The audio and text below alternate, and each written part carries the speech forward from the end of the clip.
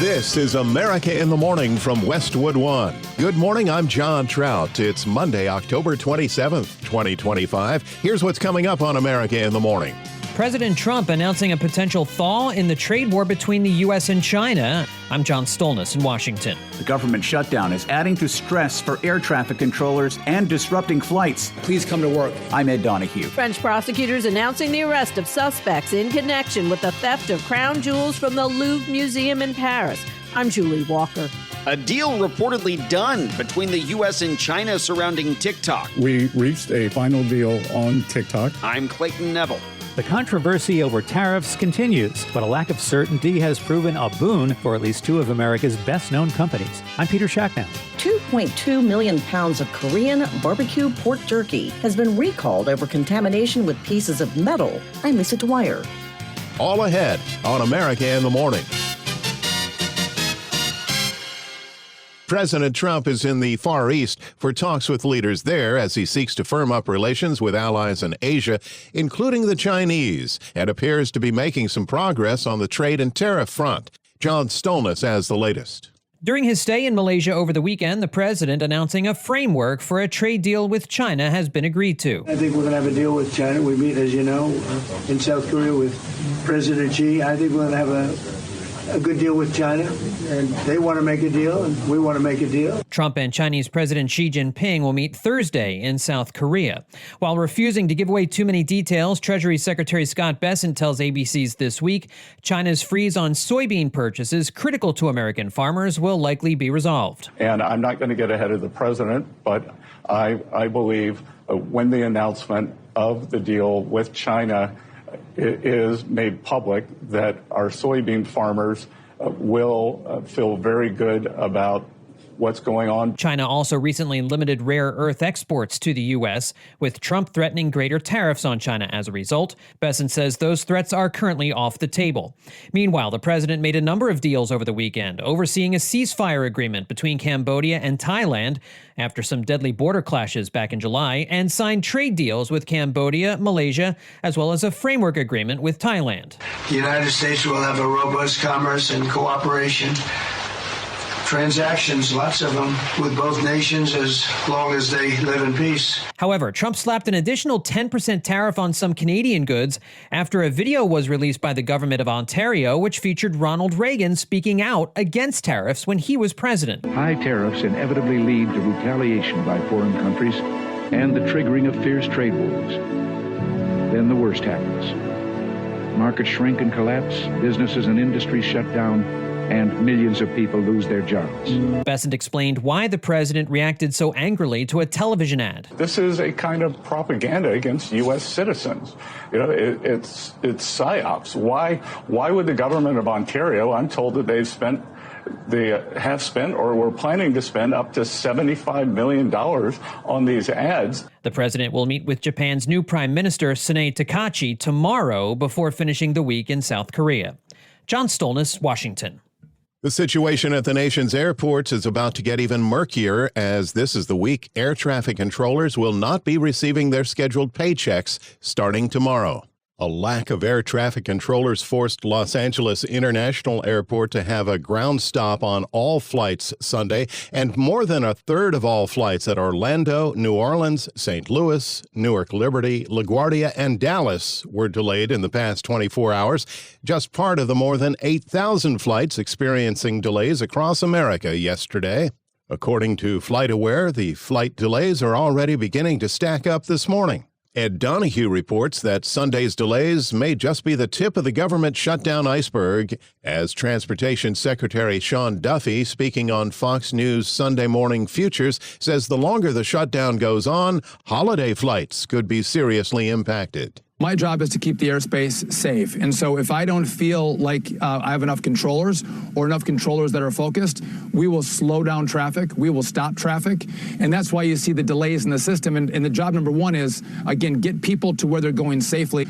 What I see coming forward as we get to Monday, Tuesday, and Wednesday, that you're going to see more staffing shortages in towers, which means you're going to see more delays, more cancellations, and then you see more Americans frustrated. The government shutdown is adding to stress for air traffic controllers and disrupting flights. The head of the Air Traffic Controllers Union, Nick Daniels, says some controllers have taken on second jobs with DoorDash or Uber to earn some cash. That leads to an unnecessary distraction, and they cannot be 100% focused on their jobs. Transportation Secretary Sean Duffy says more controllers have been calling in sick. His message to them: I've asked our controllers, please show up for work.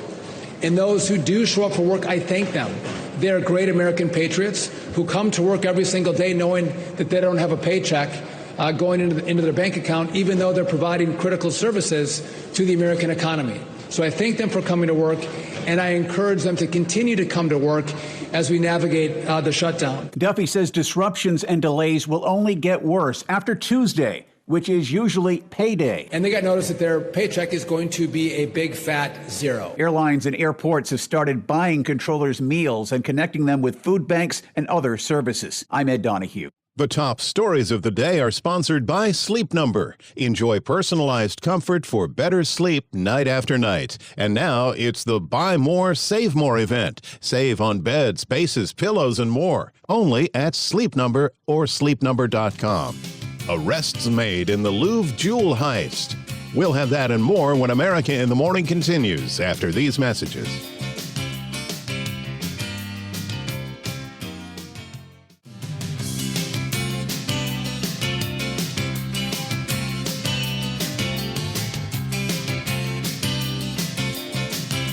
Back now on America in the Morning, there is rain and snow in today's forecast. Here's AccuWeather.com meteorologist Matt Rindy. AccuWeather snow experts are gearing up as we start to move into these later days of fall. The storm that is moving through the northern Rockies has enough chilly air to produce some snowfall through that region. There'll be lingering snow showers through the Cascades in Washington and Oregon, and a steadier snow through the Idaho and Montana Rockies, mainly in the morning. Some of the higher elevations in the region could reach or even surpass 6 inches, a precursor of things to come. Rain will continue to develop on the eastern side of this system as it shifts into the Dakotas today and then into western Minnesota this afternoon. Showers and even a few thunderstorms will be possible farther south through Nebraska into Kansas and then farther south into Oklahoma tonight. This storm will have wide-reaching impacts through the rest of the week as it tracks to the east. Meanwhile, we're looking at another storm in the southeast, and this feature will bring widespread rain through Tennessee into North and South Carolina, as well as southern Virginia. Some of the rain could lead to localized flooding, and the clouds of the rain through the area will keep temperatures largely in the 50s, which is 10 to 20 degrees below the historical average. Showers and heavier thunderstorms will develop through the southern parts of Georgia into Florida, and some of these storms too will produce significant rain, which could produce flash flooding. High pressure across the northeast will lead to generally quieter weather. There'll be a few clouds and a shower or two in northern New England, but otherwise sunshine will mix with clouds, and it'll be a cool afternoon with highs in the 40s, 50s, and low 60s. That's the weather across America. It will be a seasonably cool day in Bar Harbor, Maine, with clouds and some sun at a high of 52. El Paso, Texas will be warmer with plenty of sunshine and a high of 87. That's the nation's weather. I'm AccuWeather.com meteorologist Matt Rindy. Follow us wherever you get your podcasts. Simply search America in the Morning in your favorite listening app. Arrests have been made over the weekend in what has been called the crime of the century after the brazen theft of priceless jewels from the Louvre Museum in Paris. Correspondent Julie Walker reports on the heist that rocked the world. French prosecutors announcing the arrest of suspects in connection with the theft of crown jewels from the Louvre Museum in Paris. One suspect reportedly preparing to leave the country, police nabbing them at Charles de Gaulle Airport Saturday. French media earlier reporting 2 arrests. The thieves stole jewels valued at $102 million in less than 8 minutes while the museum was open Saturday morning, October 19th. Officials say they dressed as renovation workers, used a stolen basket lift to scale the Louvre's facade, getting through a window, making their way to the gallery with the jewels, cutting through display cases, then exiting the way they came in and riding off on scooters. The museum's director calling it a terrible failure. I'm Julie Walker.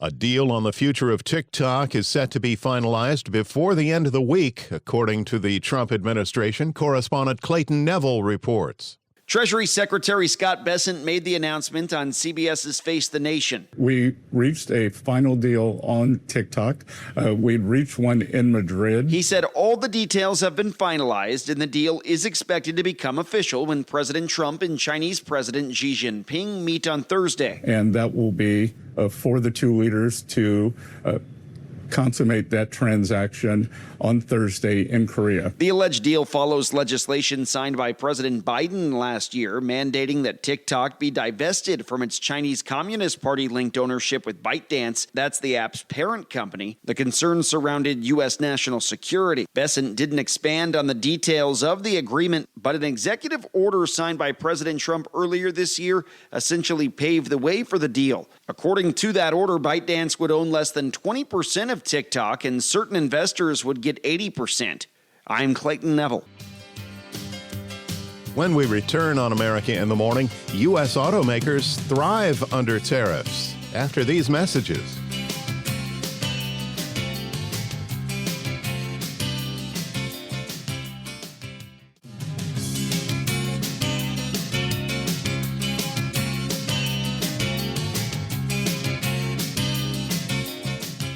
Welcome back. Here with America in the Morning. With the Monday Business Report, here's CNBC's Peter Schacknow. When potentially bad news isn't as bad as it could have been, that often proves beneficial to investors. Take the case of Ford Motor Company, whose stock soared more than 12% Friday when the financial impact from tariffs was far less than it could have been in the company's latest earnings report. And when you look at Ford, the tariff impact, they're still seeing an impact, not as great as originally feared.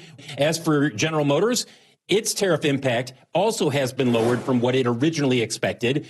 Both of these guys are up on stronger demand for pickup trucks and SUVs. That's just the market overall. That's CNBC's Phil LeBeau. Procter & Gamble's CEO John Mueller told us his company saw a similar story after the Trump administration scaled back some previously planned tariffs. That's led to a reduction, for instance, or zero tariffs on, for example, ingredients that we import that don't have a source of production in the U.S., primarily because of climate. So all of that has led to a better tariff environment, but we're in a reasonably good place. A tamer inflation report Friday sent the stock market to record highs and makes a Fed rate cut this week a virtual slam dunk. Friday's CPI report, which saw a slower than expected rise in inflation, solidifies the notion that the Fed will cut rates by a quarter point. The next Fed rate decision comes Wednesday afternoon. David Seif is chief economist for global markets at Nomura. That's great news for the Fed in terms of their ability to cut in October, which didn't really seem that much in doubt. You've had some people on the Fed who are on the more hawkish side of things who've since September pushed back on what seemed like a dovish shift. And of course, we haven't gotten very much data, but what little data we do have does appear to make it seem like inflation fears were a little bit too high given what we're getting in so far. But there may well be no more inflation data anytime soon. The White House is warning that next month's inflation reports are in danger if the government shutdown has not been resolved. That will leave policymakers to their own devices and private economic reports to make decisions. The CPI report did provide the last bit of data for the Social Security Administration to calculate 2026 benefits. It announced that retirees would receive a 2.8% increase next year. In terms of this week's economic calendar, a slew of scheduled economic reports will go by the wayside because of the shutdown, including the latest on jobless claims, GDP, and personal income and spending. Corporate earnings, of course, are unaffected by the shutdown, and there will be plenty this week, with 161 S&P 500 companies set to report their quarterly numbers. Today's earnings calendar includes the latest from beverage maker Keurig Dr. Pepper, appliance giant Whirlpool, and car rental company Avis Budget. Later this week, we'll hear from 5 of the so-called Magnificent 7 companies: Alphabet, Meta Platforms, Microsoft, Amazon, and Apple. CNBC's Peter Schacknow. When we return on America in the Morning, chicken recall. What you should know to keep your family safe after these messages.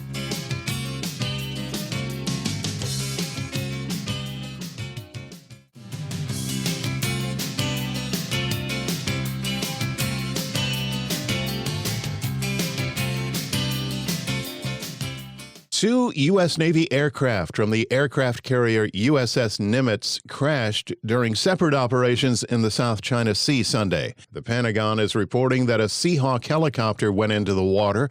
All three Navy members on board were rescued. And about 30 minutes after that incident, an FA-18 Super Hornet fighter jet crashed into the South China Sea. Search and rescue teams from the Carrier Strike Group recovered the jet's two crew members. The causes of both incidents will be investigated. All 5 crew members from both mishaps were in stable condition. The Nimitz is the Navy's oldest active aircraft carrier and is the centerpiece of Carrier Strike Group 11, operating in the waters adjacent to China, Vietnam, Indonesia, and the Philippines. Shifting gears, food giant Hormel announced a recall of nearly 5 million pounds of chicken products following complaints that pieces of metal were found in the food. And that's not the only situation the USDA is eyeing. Correspondent Lisa Dwyer reports on a jerky recall.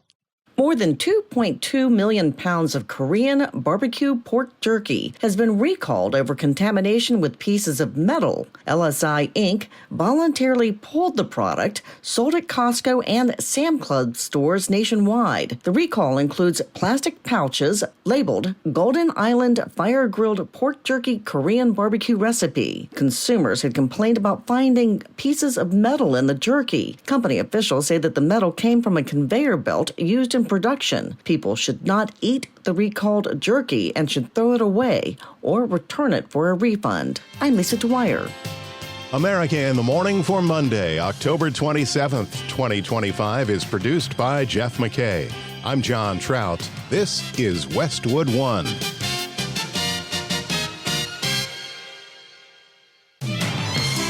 This is America in the Morning from Westwood One. I'm John Trout. Coming up this half hour. Leaders in the Trump administration say impacts of the continued government shutdown are becoming more evident by the day. I'm Clayton Neville. A couple of big-name Democrats talk about the possibility of a White House run. I'm Rich Johnson. Hamas says it's expanding the search for remains of hostages in Gaza. I'm Julie Walker. Melissa prepares to pummel Jamaica. New details in a Tennessee explosion. And who let the minks out? TV's much-loved mom, June Lockhart, has died at age 100. I'm Donna Warder. This weekend's box office was full of surprises and stumbles. I'm Kevin Carr. Back after these messages.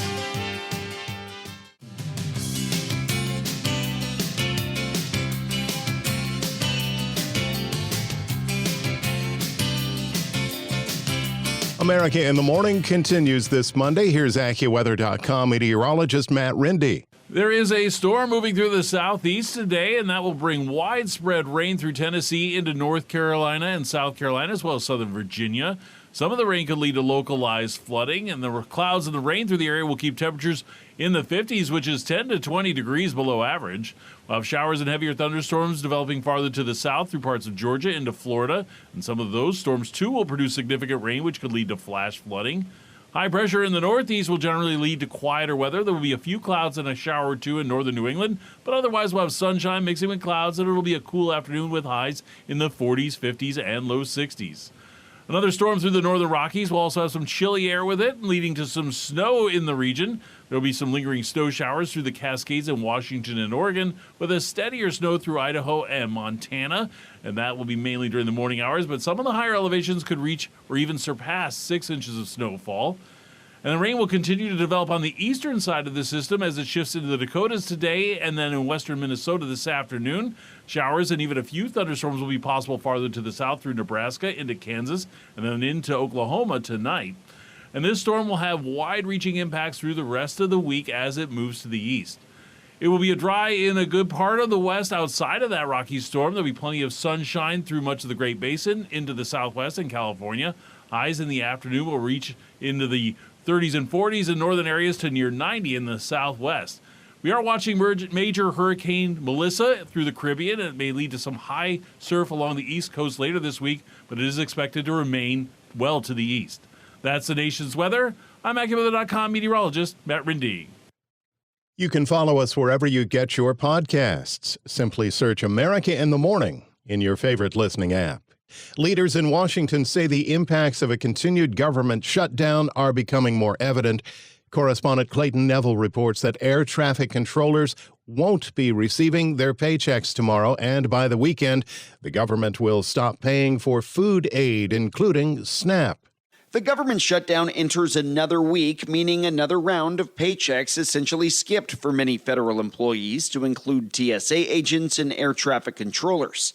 U.S. Transportation Secretary Sean Duffy spoke with Fox News Sunday. No paycheck is coming on Tuesday, and so I've been out talking to our air traffic controllers, and you can see the stress. These are people that oftentimes live paycheck to paycheck, or one controller has a stay-at-home spouse. They're concerned about gas in the car. They're concerned about child care and mortgages. And so I'm seeing the stress come for the controllers. Treasury Secretary Scott Bessent was on CBS's Face the Nation and called it a global embarrassment. What these Democratic senators are doing, keeping the government shut down. I mean, look at the numbers. It's 52-3, 52 Republican senators, 3 Democratic senators have come across the line. So I just think it's an embarrassment. Within the week, funding for the Supplemental Nutrition Assistance Program, or SNAP, will start to run out for more than 40 million low-income Americans.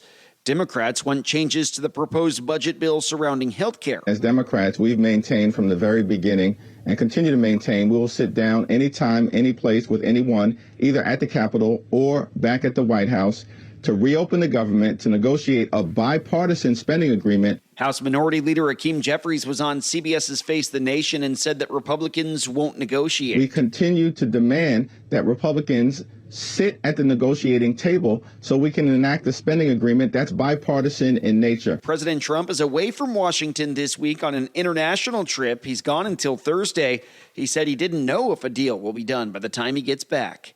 I'm Clayton Neville. Donald Trump isn't even into 1 year of his second term, but a lot of Democrats are being mentioned as candidates for 2028, and a couple of them have acknowledged their interest. Details from correspondent Rich Johnson. Yes, it's early to talk about 2028. Gavin Newsom wants to remind the Democratic faithful about the importance of taking back the House in 2026. If you have a Speaker Johnson, we may have a third term of President Trump. I really believe that. Interviewed on CBS this morning, the California governor was asked about his timetable. I'm looking forward to who presents themselves in 2028 and who meets that moment. And that's the question for the American people. Is it fair to say after the 2026 midterms, you're going to give it serious thought?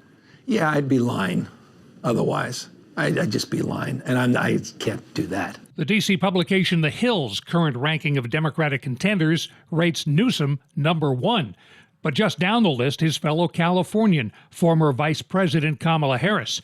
In an interview with BBC correspondent Laura Kunsberg, Harris was asked about when her young nieces just might see a woman in the White House. In their lifetime, for sure. Could it be you? Possibly. Have you made a decision yet? No, I have not. But you say in your book, I'm not done. That is correct. I am not done. I have lived my entire career a life of service, and it's in my bones. And there are many ways to serve. I've not decided yet what I will do in the future beyond what I am doing right now. But even as Democrats play around with the idea of a 2028 run, the events of 2025 may have an influence. Another Californian, Congressman Eric Swalwell, posted on X that every Democrat who runs must pledge to, quote, take a wrecking ball to the Trump ballroom on day one. Or, Swalwell quoting his colleague Ruben Gallego, rename it the Barack Obama ballroom. I'm Rich Johnson. In the Middle East, Hamas says they're expanding their search for the remains of 13 Israelis they kidnapped, bodies that were promised to be returned to Israel as part of the first phase of the ceasefire agreement. Correspondent Julie Walker reports that while President Trump is assuring the world that the ceasefire between Israel and Hamas will continue, he warned the terror group that there could be military action against them unless they stick to the agreement. This should be an enduring peace. What makes it different? That everybody agrees. A year ago, it would have been very tough. I think the big thing was when we took out the nuclear power of Iran, when we took out that nuclear capability, which would have happened over the next month to 2 months. that made a whole big difference in the Middle East. It made it possible to do the deal. Hamas says it's expanding the search for remains of hostages in Gaza with the help of Egypt and heavy equipment. About 13 bodies remain missing. Part of the U.S. brokered ceasefire requires that return. It's a gruesome process. I almost hate to talk about it, but they're digging. They're actually digging. There are areas where they're digging and they're finding a lot of bodies, and some of them are under rubble. They have to remove rubble. There are graves, and some are in tunnels that died in tunnels that are way down under the earth, and the tunnels are like 3 feet. Can you believe it? 3 feet high. They lived like this for a long period of time. It's a horrible atrocity. President Trump warning he's watching very closely, but believes peace is holding. I think it'll hold, yeah. Do they believe it will? Well, if it doesn't hold, if it does hold, that would be Hamas. And Hamas will be not hard to take care of. Trump also says security arrangements for Gaza are progressing. It's working very well. It's all smooth. The U.S. doesn't have to get much involved. One thing hindering the search for hostage remains in Gaza, the rubble. The UN says there's enough to fill up all of New York's Central Park, about 40 feet high. Meanwhile, late Saturday, Israel striking in Gaza, Prime Minister Benjamin Netanyahu defending the military's actions, saying they were targeting militants. We're going to give it a little chance, and hopefully there will be a little less violence. But right now, they're violent people. Hamas has been very violent, but they don't have the backing of Iran anymore. They don't have the backing of really anybody anymore. They have to be good. And if they're not good, they'll be eradicated. I'm Julie Walker. Among the stories we're covering next, alleged anti-fur protesters wreak havoc, and the feds investigate Tesla's Mad Max feature. When America in the Morning continues after these messages.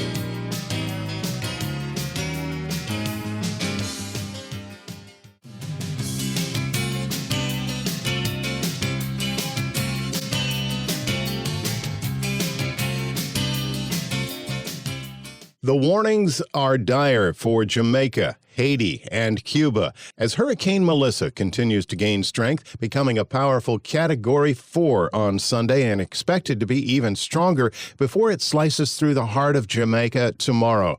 The National Weather Service reported that at 11 a.m. Saturday, Melissa's winds were clocked at 70 miles per hour. 17 hours later on Sunday morning, those winds doubled to 140 miles per hour. The National Hurricane Center says Melissa could be the strongest storm to ever strike Jamaica. The track of Melissa has been moving over the eastern end of Cuba, which is why the U.S. military began mandatory evacuations of hundreds of Americans at the Guantanamo Bay Naval Base. Catastrophic flooding from 8 to 10 feet storm surges and rain measured in feet is expected to wreak havoc on Haiti and Jamaica. Investigators are learning more about that explosion at a Tennessee explosives plant earlier this month that killed 16 people. Correspondent Jennifer King reports. Authorities with the ATF, the Bureau of Alcohol, Tobacco, Firearms, and Explosives, say a deadly blast at a Tennessee plant began on the first floor of the building. The building was used primarily for the manufacture of cast boosters. Those are used in the commercial mining industry. They sit at the bottom of a borehole. Bryce McCracken, head of the Bureau's National Center for Explosives Training and Research, spoke at an update. It pumps down into the lower floor where it stays heated, and then they're able to pull it out in a pitcher. And then each cast is hand-poured into the cardboard tube. Authorities say the investigation at the building site has concluded, but determining a cause will involve lab work and testing that could take months. The October 10th explosion at Accurate Energetic Systems killed 16 people and leveled the building. The Humphreys County Sheriff says they still haven't been able to identify the remains of 2 of the people killed. I'm Jennifer King. It's being called an act of terrorism. Correspondent Lisa Dwyer reports that someone released thousands of mink animals from a farm in Iowa, likely by anti-fur protesters.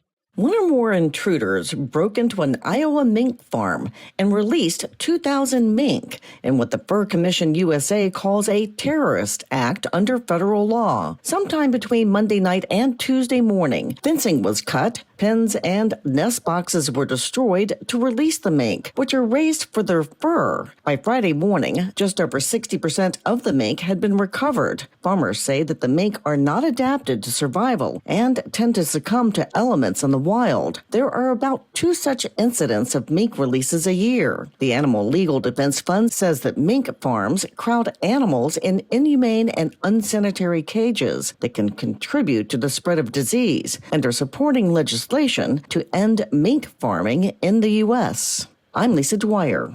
Tesla's full self-drive mode got a couple of new updates and an investigation by the feds over their Mad Max auto drive software update. Chuck Palm has that in today's Tech Report. The National Highway Traffic Safety Administration is grilling Tesla over their Mad Max autonomous driving mode. Tesla rolled out the firmware update just a few weeks ago in addition to its full self-driving beta test. Tesla pitches this as an incredible pace, super smooth, self-driving feature.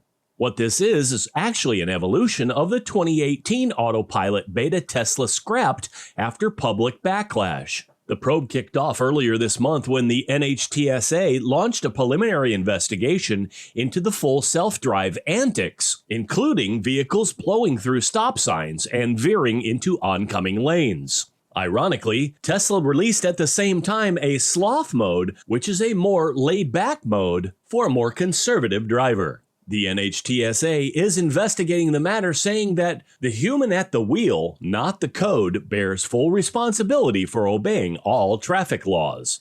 For more, follow me on X, @ChuckPalm. Monday Sports is in. Here's America in the Morning's Robert Workman.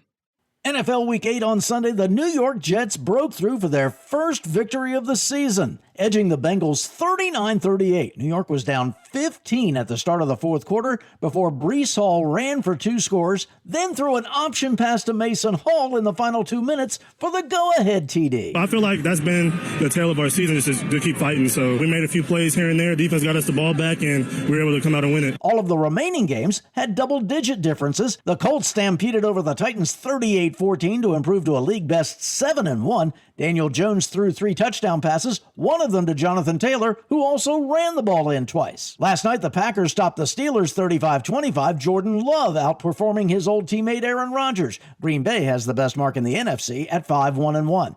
Patriots pounded the Browns while the Broncos corralled the Cowboys. Denver and New England have each won 5 straight. Dolphins drubbed the Falcons, and the Ravens ripped the Bears. Baltimore and Miami stopped long losing streaks. Another college football coach is out. LSU fired Brian Kelly after 3 straight SEC losses. The Tigers falling from 10th to completely out of the top 25. A soft landing for Kelly, though. He gets a $54 million parachute. NBA, the Spurs cut down the Nets 118-107 to improve to 3-0 on the young season, despite blowing a 26-point lead. Victor Wembanyama had 31 points, 14 rebounds, and 6 block shots. He's averaging 6 blocks a game for the first week. Lakers got 51 from Austin Reeves in their win over the Kings. NHL, the Devils edged the Avalanche in overtime for their 8th straight win. Jack Hughes with 2 goals, including the winner. New Jersey now has 16 points to lead the NHL. Right alongside them, the Mammoth, winners over the Jets. Utah with 7 wins in a row. William Byron won NASCAR Cup playoff race number 9 Sunday in Martinsville to earn a spot in the title race next Sunday in Phoenix. He joins Chase Briscoe, Denny Hamlin, and Kyle Larson, who got the last spot on points. That's Monday Sports.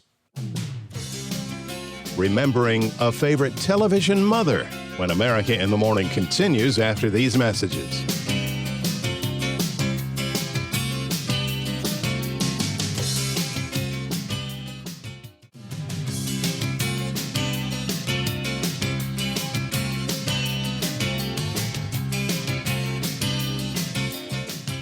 We're back on America in the Morning. The beloved mother on hit TV shows from the 60s and 70s, including Lassie and Lost in Space, actress June Lockhart has passed away. Correspondent Donna Warder looks back at her career. TV's much-loved mom, June Lockhart, has died at age 100.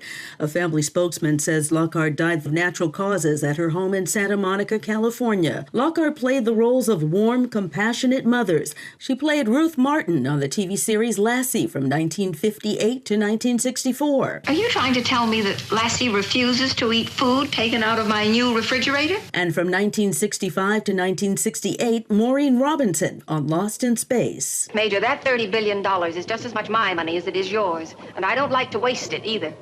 But I'd gladly waste 100 times that much to safeguard my family. Now I say we turn back. June Lockhart dead at 100. I'm Donna Warder. An unexpected hit took the top spots in theaters. Entertainment reporter Kevin Carr has a weekend box office recap. Crunchyroll is on a roll at the box office. Do you think I have a heart? Yes, you do. The anime hit Chainsaw Man the Movie Re:Zero, distributed by Crunchyroll in partnership with Sony, took the top spot at the box office this weekend, earning $17 million. Everybody's after my chainsaw heart! Based on the manga and a direct sequel to the first season of the television series, this is the latest anime to dominate the box office. Did you think our story was over? Last week's horror champ Black Phone 2 came in second with $13 million. It's not a bad hold and on par with the first film. I thought we would be one big happy family forever. But the universe had other plans. The Colleen Hoover adaptation, Regretting You, was right behind with $12.9 million for third place. This multi-generational romance failed to ignite the box office like Hoover's previous adaptation, It Ends With Us. But on the plus side, it's not embroiled in a huge legal case either. This is not about the charts. This is about Bruce Springsteen. Springsteen, Deliver Me From Nowhere, did not appear to be born to run, landing in fourth place with a disappointing $9.1 million. So much talk of AI and big tech today. And finally, also disappointing was Tron Ares, tumbling to fifth place with only $4.9 million. This $180 million bust has only grossed $63 million after 3 weekends in theaters. I'm Kevin Carr. Well, it's said that an apple a day can keep the doctor away, but a new study finds that listening to music each day can lower the risk for dementia. The new study, published in the Journal of Geriatric Psychiatry, found that playing an instrument or listening to music when you're over the age of 70 has been linked to a 39% reduction in the risk of dementia. The study looked at more than 10,000 seniors above the age of 70, comparing those who either played an instrument or listened to music daily and those who did neither. Their investigation found that those who listened to music also had less overall cognitive impairment and higher scores for memory. And that could be music to your ears. America in the Morning for Monday, October 27th, 2025, is produced by Jeff McKay. I'm John Trout. This is Westwood One.